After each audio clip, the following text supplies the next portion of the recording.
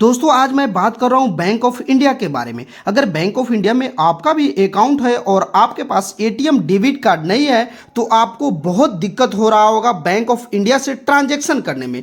आपको बता दें बहुत सारे ऐसे बैंक हैं जिन्होंने आधार यूपीआई का फीचर्स लॉन्च कर दिया है, लेकिन बैंक ऑफ इंडिया इतनी बड़ी बैंक होकर अभी तक आधार यूपीआई का फीचर्स लॉन्च नहीं कर पाई है। तो आपको बता दें अगर आपको एटीएम कार्ड की सख्त जरूरी है तो आप अपने ब्रांच चले जाइए, यानी कि होम ब्रांच जाइए और एक फॉर्म लीजिए बैंक ऑफ इंडिया का एटीएम फॉर्म, और उस फॉर्म को फिलअप कीजिए और एटीएम अप्लाई कीजिए। आपका एटीएम 15 से 20 रोज के अंदर आपके एड्रेस पे डिलीवर होगा। फिर उसका पिन जनरेट कीजिए और आप आसानी से घर बैठे यूपीआई ट्रांजैक्शन का मजा ले सकते हैं, यानी कि फोन पे, गूगल पे, पेटीएम वगैरह आसानी से चला सकते हैं।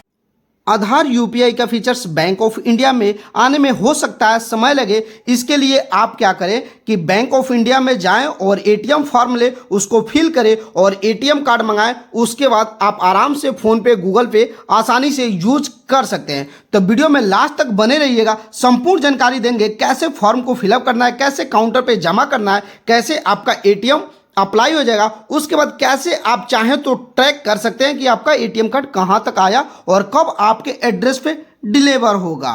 सबसे पहले आपको क्या करना है, यहाँ पे लिखना है कहाँ का ब्रांच है। तो मेरा तो पटना का ब्रांच है, हो सकता है आपका अदर स्टेट का ब्रांच हो तो उस जगह का यहाँ पे नाम लिख लीजिएगा, या अलग डिस्ट्रिक्ट का नाम हो, अलग डिस्ट्रिक्ट में आपका अकाउंट हो तो उस डिस्ट्रिक्ट का नाम लिख लीजिएगा। उसके जस्ट आगे हम लोग बढ़ेंगे तो यहाँ पे कह रहा है नेम, यानी कि आपका नाम पूछा जा रहा है, सर नेम पूछा जा रहा है, फर्स्ट नेम, मिडिल नेम। अगर आप चाहें तो ऐसे भी लिख सकते हैं, या आपका नाम सूरज कुमार है तो सूरज कुमार ऐसे भी लिख सकते हैं। जैसे मेरा नाम राम तपस्या कुमार है तो राम तपस्या कुमार लिखे। उसके जस्ट नीचे आपसे पूछा जा रहा है डेट ऑफ बर्थ, तो आपको डेट ऑफ बर्थ लिखना है। मेरा डेट ऑफ बर्थ है तो मैं डेट ऑफ बर्थ लिख दिया हूँ। आपको डेट ऑफ बर्थ लिखना अनिवार्य होगा, क्योंकि 18 से कम उम्र होगा तो आपको एटीएम नहीं मिल सकता है। उसके जस्ट नीचे कह रहा है यहाँ पे एड्रेस, यानी कि डाक पता।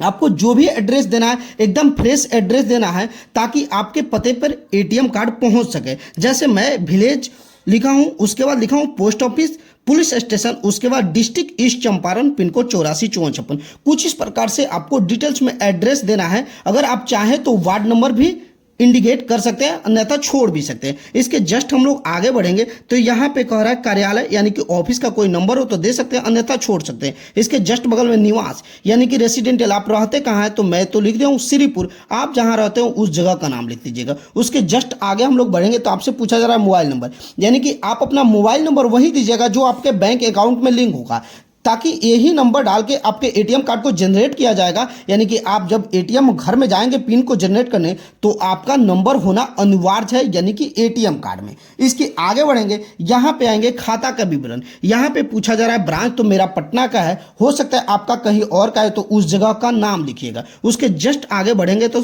खाते का प्रकार, यानी कि टाइप ऑफ अकाउंट, तो मेरा सेविंग है, हो सकता है आपका करेंट है तो करेंट लिखिएगा। यहाँ पे करेंट अकाउंट, मेरा सेविंग है तो सेविंग लिखेंगे। यहाँ पे कह रहा है अकाउंट नंबर, यानी कि खाता संख्या, तो खाता संख्या कुछ इस प्रकार से हम लिख देते हैं।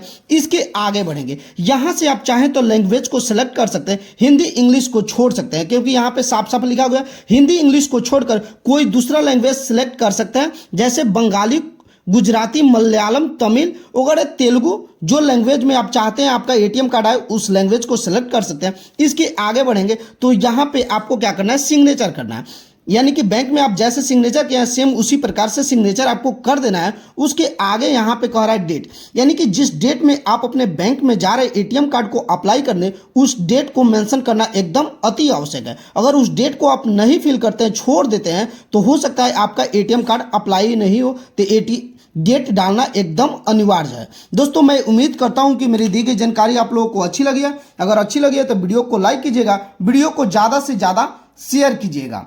वीडियो अच्छा लगेगा तो वीडियो को लाइक करके हमारे चैनल को सब्सक्राइब कर दीजिएगा, ताकि बैंकिंग से जुड़ी संपूर्ण जानकारी आपको हमेशा ही मिलती रहे।